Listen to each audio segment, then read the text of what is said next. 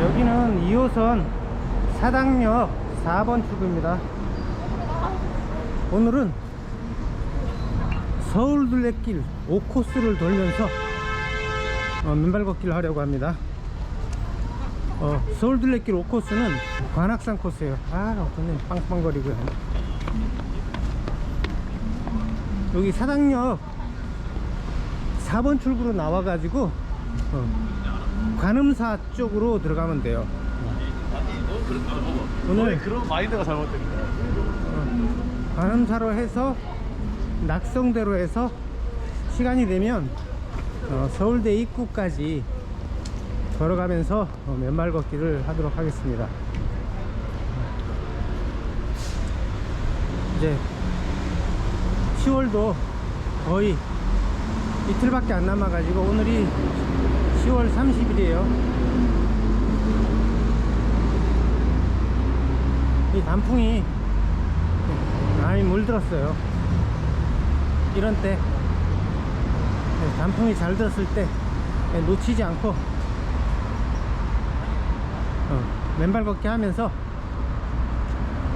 단풍 보기 좋은 그 코스를 소개시켜 드리려고 노력하겠습니다. 맨발 걷기에 새로운 효과를 또 하나 발견했는데, 제가 이번 주에 그 병원에 갈 일이 있어 가지고 간 김에 혈압을 재봤는데, 이 3번을 재봤는데, 가만있어, 어디로 가야 되나? 뭐 서울 둘레길 안내판이 하나도 없네요. 이거 여기 맞네. 여기인 것 같아요. 여기 안내판이 있네. 여기 일로 가라는 거죠. 일로 로데오 김밥에서 우회전해서 올라가라는 얘기네요. 혈압을 3번 재봤는데, 한 번은 그러니까 최고 혈압이 115, 두 번째는 106, 세 번째는 109 해가지고 평균 110이 나왔어요. 제가 원래 체질이 고혈압이에요. 그래가지고 젊을 때부터 혈압 재면 평균 한 130 나오거든요. 낮을 때는 120, 높을 때는 130도 약간 넘고. 그래가지고 겨울만 되면 눈에 실핏줄이 터져가지고 안과 자주 가고 그랬는데, 요즘은 좀 덜 터지긴 하는데, 이게 눈에 실핏줄 터지는 게 연례 행사예요. 그 정도로 혈압이 높은데, 그리고 작년에도 건강검진 했는데 혈압이 121 나왔어요. 그러니까 이게 평소 혈압보다 10 이상 떨어진 거죠 지금. 이게 맨발 걷기가 전에 소개시켜 드렸듯이 그 효과가, 그 혈류 개선이 가장 큰 효과죠. 이게 그 혈류가 개선되면 당연히 혈압은 떨어져야겠죠. 그래서 지금 뭐 혈압을 3번밖에 안 재봤으니까 더 해봐야겠지만, 더 많이 해서 확인해야겠는데, 하여간 그 혈압이 일단은 떨어지는 걸로 그 효과를 본 걸로 본 것 같아요. 그 다음에 이제 또 이 허벅지가, 제가 요새 운동을 안 해가지고 물컹물컹 그냥 흐물흐물 했는데, 이 맨발 걷기 하니까 다시 탄탄해지고 굵어진 것 같아서 뿌듯해요. 근데 또 맨발 걷기 부작용을 또 하나, 부작용이 생겼어요. 이때까지 부작용은 없었는데 부작용이 하나 생겼는데, 그 2주 전에 그 일산 호수공원에서 맨발 걷기 하다가, 그때 한 2시간 이상 맨발로 돌아다녔죠. 그거 끝나고 나서 이 왼쪽 뒷 발꿈치가 갈라졌어요. 그래가지고 이게 걸을 때마다 아파요. 뭐 피까지는 안 나오는데, 이게 흙길에서 그 건조한 상태에 막 먼지 구더기 먼지 투성이에서 그 건조한 데다가 먼지 투성이에서 이렇게 맨발로 걷다 보니까 피부가 건조해져 가지고 이게 갈라진 것 같아요. 그래가지고 요새 맨발 걷기 좀 쉬고 그 뒤꿈치에다가 그 로션을 발라줬어요. 로션 크림. 그걸 한 3일 발라줬더니 아물었어요. 그래서 오늘은 하나도 안 아파요 지금.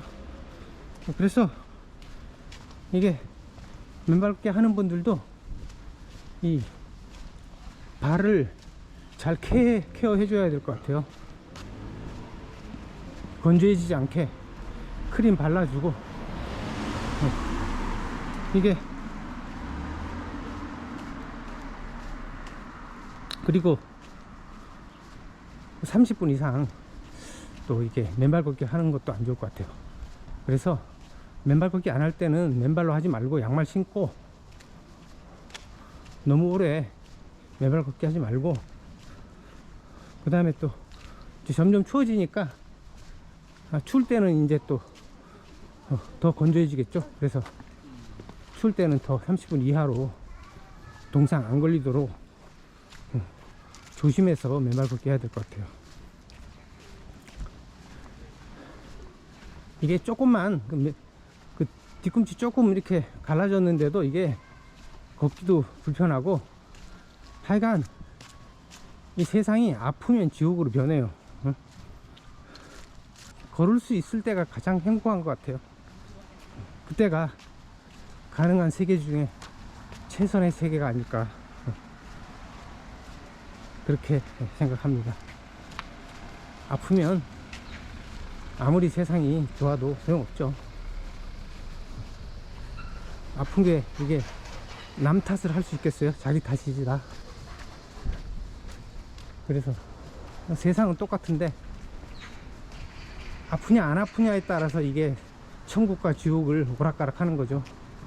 그래서 건강이 최고라고 하듯이 안 아픈 게 최고고, 맨발 걷기도 발 건강에 유의해 가지고 안 아프도록 조심해야겠어요.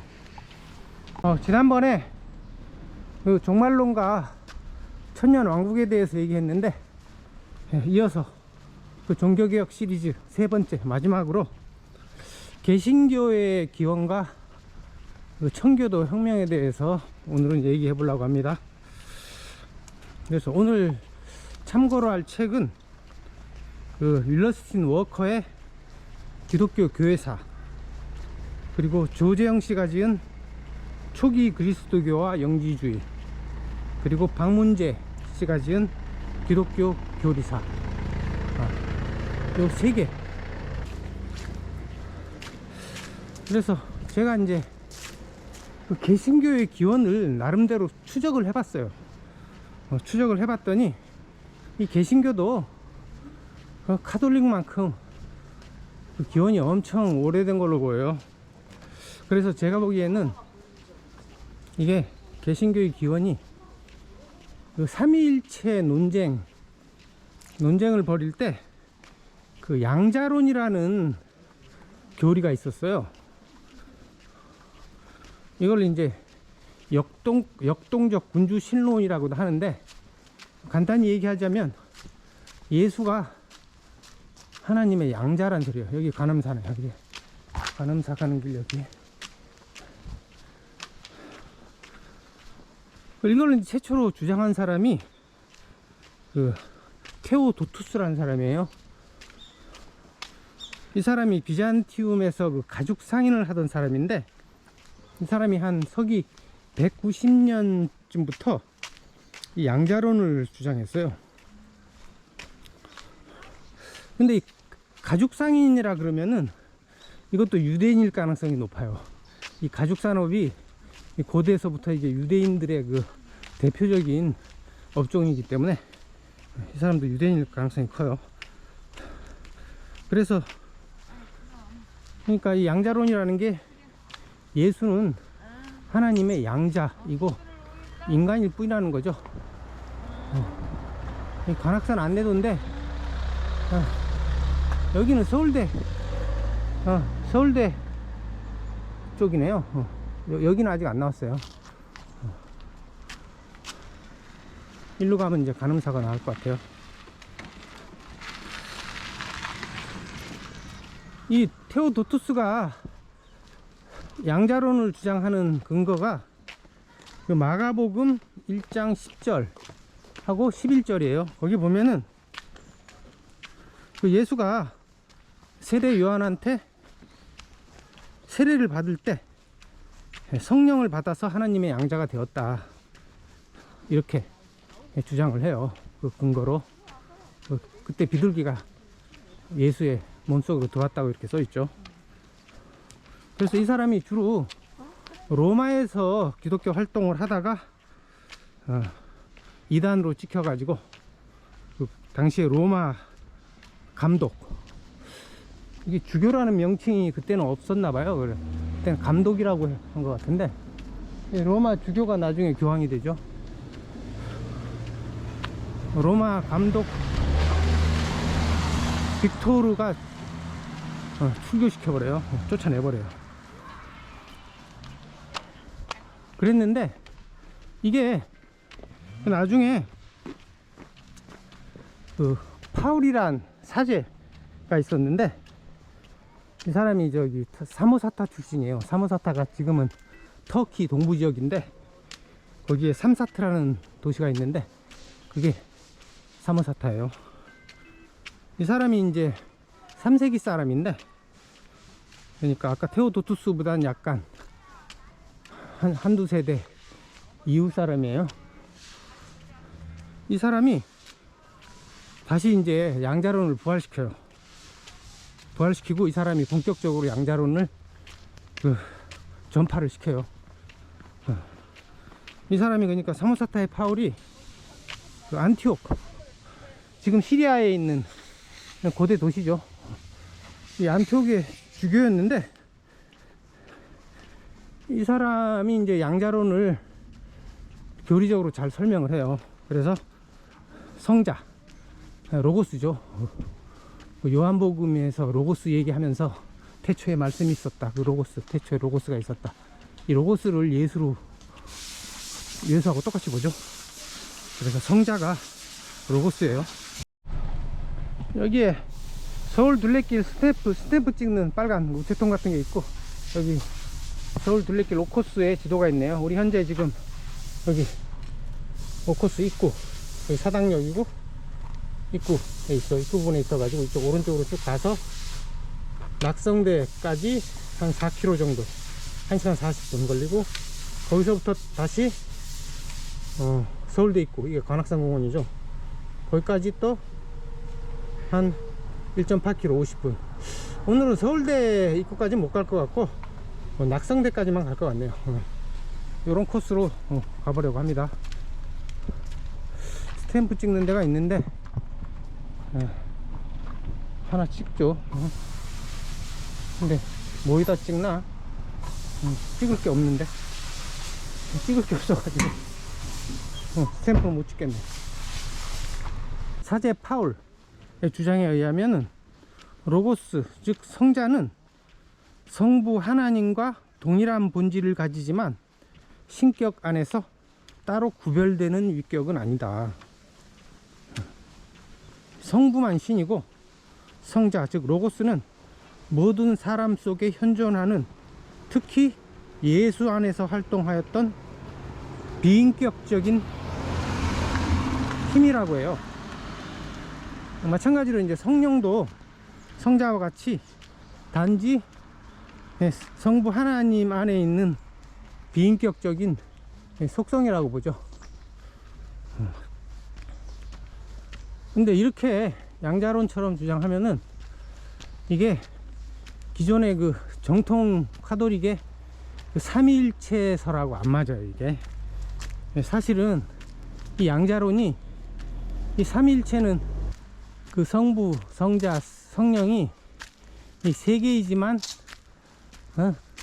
하나다, 이렇게 돼야 되는데, 다 같이 이제 성자와 성령도 다 하나님이고 신이어야 되는데, 이게 양자론은 이 성자는 신이 아니란 얘기죠. 성령도 그렇고. 그러니까 이게 삼위일체론에 안 받는 거예요. 그래서 이단으로 몰리는데, 이 삼위일체론은 이게 처음부터 교리로 정립된 게 아니라, 교리는 나중에 정립됐고 삼위일체 논쟁을 통해 가지고 몇백 년 후에나 정립됐고, 근데 초기 교회부터 신자들이 그렇게 믿고 있었죠. 그리고 테르툴리아누스 같은 교부, 이 사람은 2세기 말에서 3세기 초에 활동하던 사람인데, 이 사람도 이제 삼위일체론을 주장했어요. 근데 그거를 이렇게 이론적으로 설명하지는 못했고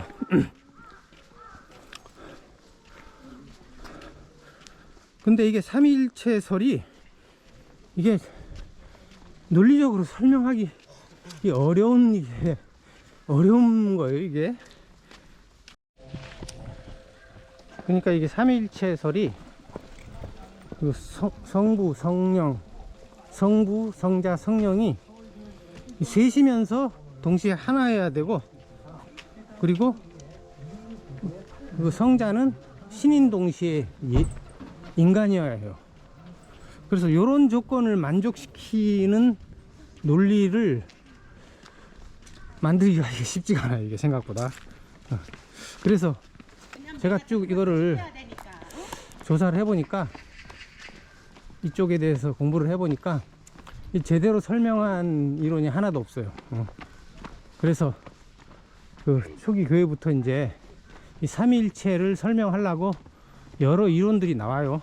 그 중에 하나가 이제 이 테오도투스의 양자설이에요. 양자론이에요.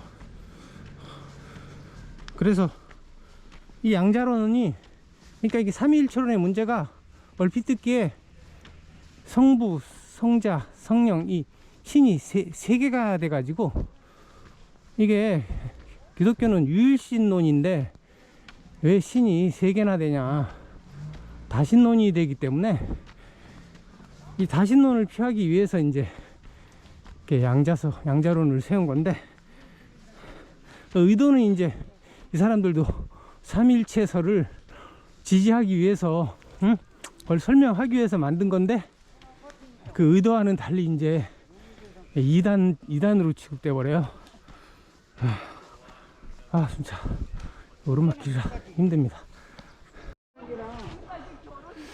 그래서 삼위일체설에 따르면은 예수는 신이면서 인간이어야 하는데, 요걸 이제 둘 다 신인 거와 인간인 거 둘 다 설명하는 교리를 만들어야 되는데, 이게 실제로 겉보 보기보다 이게 엄청 어려운 거예요, 이게. 이때까지 그걸 제대로 교리를 만든 사람이 없으니까. 근데 이 양자론은 예수가 인간이라는 것을 더 강조하는 교리예요. 그러니까 예수의 인성을 강조하는 교리인데, 이게 초기 교회에서 그 기독교 교리를 만드는 그 교파가 크게 두 개 있었는데, 이 안티오크 학파하고 알렉산드리아 학파 두 가지가 있었는데, 둘이 이제 교리가 틀려요. 그러면서 서로 대립하고 경쟁하는데, 이게 이제 예수의 인성을 강조하는 교리가 이게 안티오크 학파의 특징이에요. 그리고 이게 또 유대교에 가까운 해석이에요. 유대교에서는 예수를 신으로 인정 안 하죠. 예언자로 보지 사람으로 보는 거죠. 그러니까 신으로 인정 안 하죠. 유대교에서는 어떻게 인간이 신이 되느냐, 이거를 이해를 못 한대요. 그래서 안티오크 학파는 삼위일체설처럼 예수가 신인 동시에 인간일 수 없다고 이렇게 주장하는 거죠. 근데 생각해보면 이게 상당히 합리적인 해석이죠, 이게.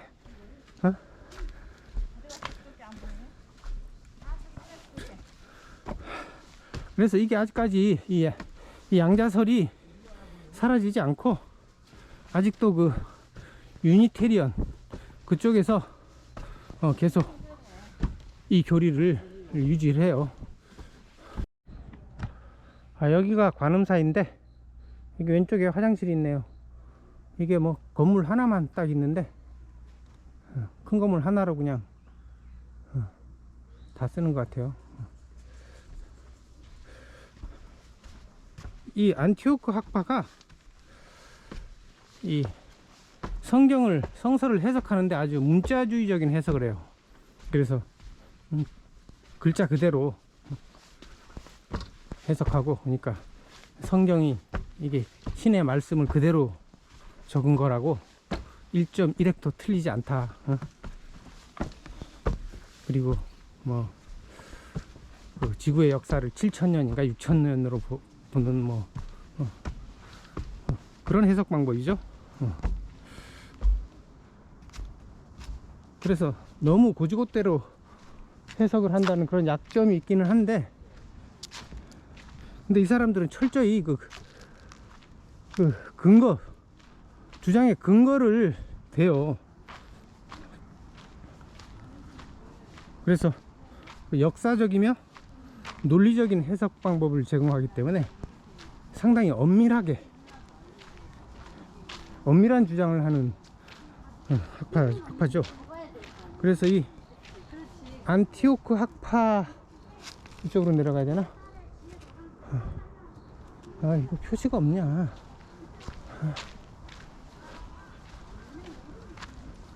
표시가 없어서 뭐 어디로 가야 되는지. 연주대로 가야 되는데,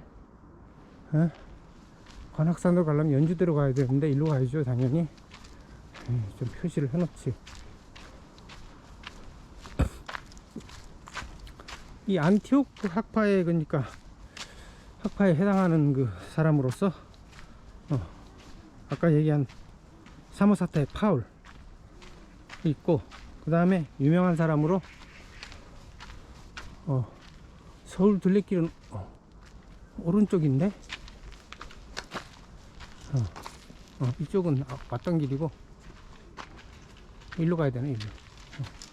일로 가야 서울 둘레길이요. 이쪽으로 가면 산길일 것 같고. 유명한 아리우스가 있어요. 아리우스, 그 삼일체 논쟁에서 유명한 아리우스죠. 아리우스가, 이 사람이 알렉산드리아 교회 사제였어요. 근데 이 사람이 알렉산드리아의 사제였지만 이게 안티오크 학파의 지지를 받았어요. 이 사람이 어떻게 주장했냐면,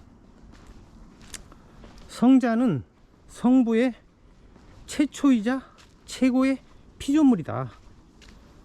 그래서 신이 아니라는 거죠. 이게 피조물은 신이 아니죠. 그러니까 거의 뭐 그 양자론에서 주장하는 예수는 하나님의 양자이고 인간일 뿐이다 라는 거하고 비슷하죠. 그래가지고 이제 이 삼위일체를 지지하는 삼위일체파의 거센 이제 반발을 사가지고 결국 이 사람은 325년 니케아 공의회에서 이단 선고를 받죠. 근데 이 아리우스파의 교리가 그 당시에는 그 게르만, 그러니까 아리우스 이후에 게르만족들이 대부분 아리우스파였다 그래요. 나중엔 다시 카톨릭으로 돌아왔지만 처음 이제 기독교가 전파될 땐 아리우스파였다 그래요. 그리고 현대에도 이제 이 아리우스파가 남아 있는데, 그 여호와의 증인이 아리우스파래요. 이 사람들도 예수를 최초의 피조물이자 그 천사장 미카엘이라고 봐요. 뭐 아리우스 논쟁은 너무 유명하니까 잘 아실 거고, 그 다음에 또 네스토리우스도 비슷해요. 네스토리우스도 이제 안티오크 학파의 지지를 많이 받았는데, 이 사람도 알렉산드리아의 사제였죠. 이게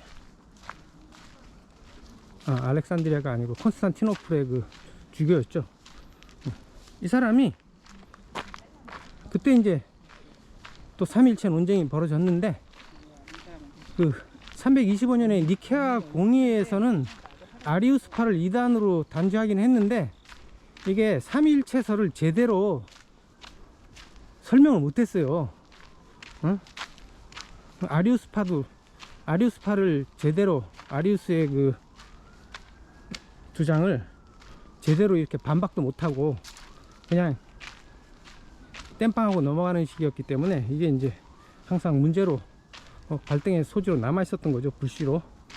그래가지고 네스토리우스가 이제 5세기에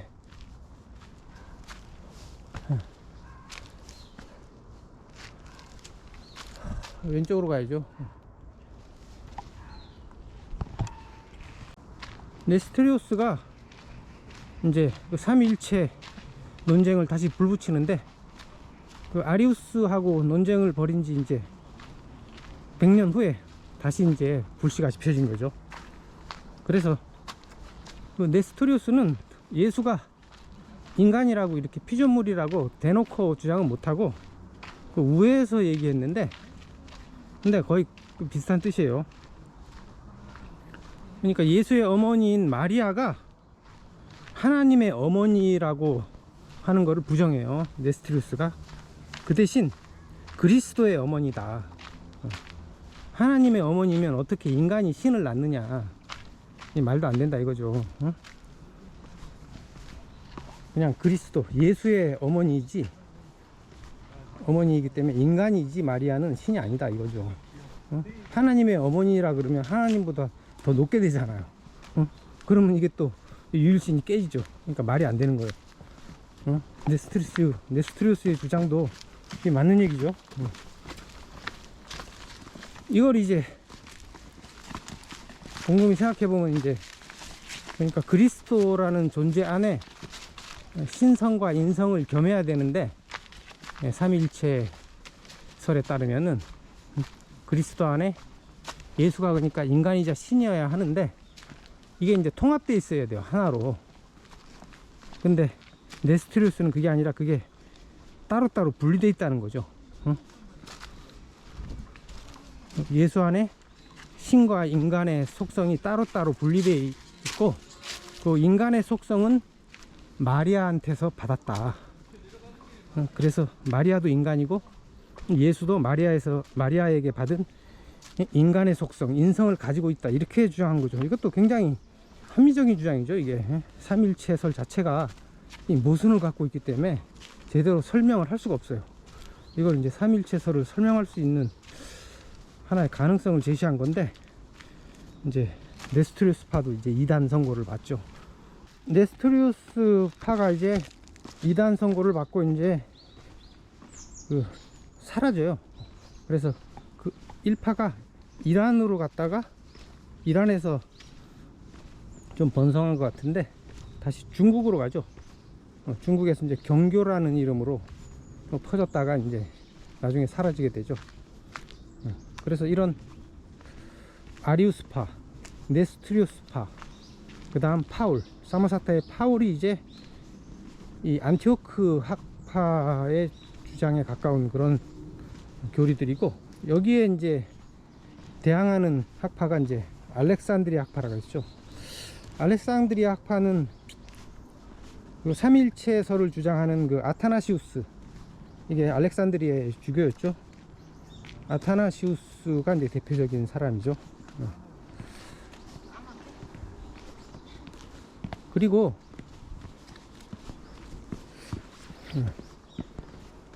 그 알렉산드리아에 있던 교부 중에 또 유명한 교부가 하나 있었죠. 전 시간에도 소개했지만 오리게네스라고.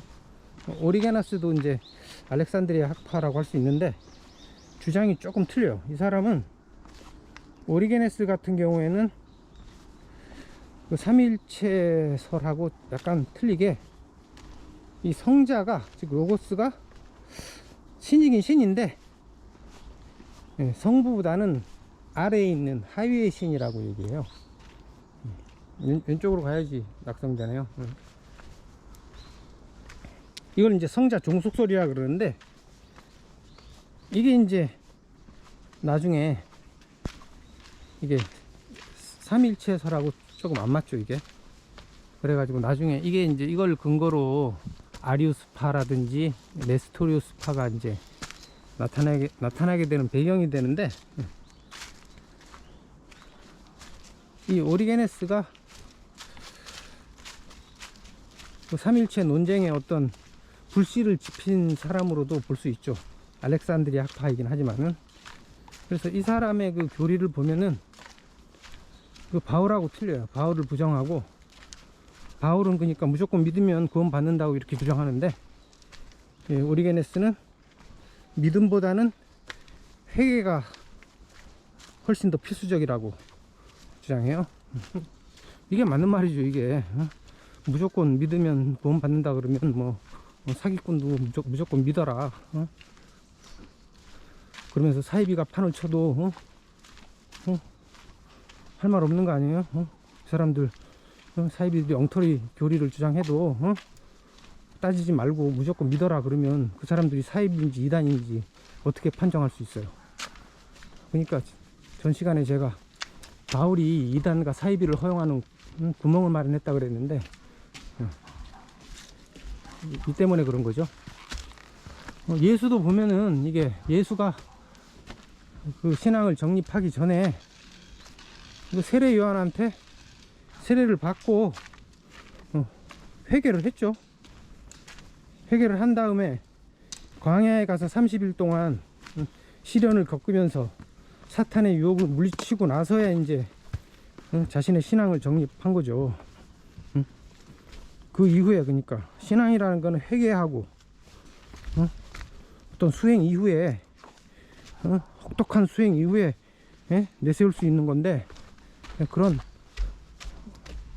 그런 과정들을 다 없애고 그냥 무조건 믿으면 구원 받는다는 거는 이게 엉터리 사이비죠, 사이비. 바울이 이 기독교를 철저하게 이게 왜곡한 거예요, 이게.